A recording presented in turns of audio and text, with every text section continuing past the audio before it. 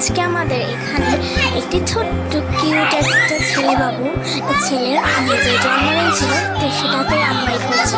তো লাস্টে ওকে দেখিয়ে দেবো আর বার্থডে কেক কাটিংও দেখিয়ে দেবো। আগে আপনারা আমাদের সবার মজাগুলো দেখে নিন, আমরা কী কী মজা করেছি, দেখতেই পাচ্ছি আমরা কী করছি।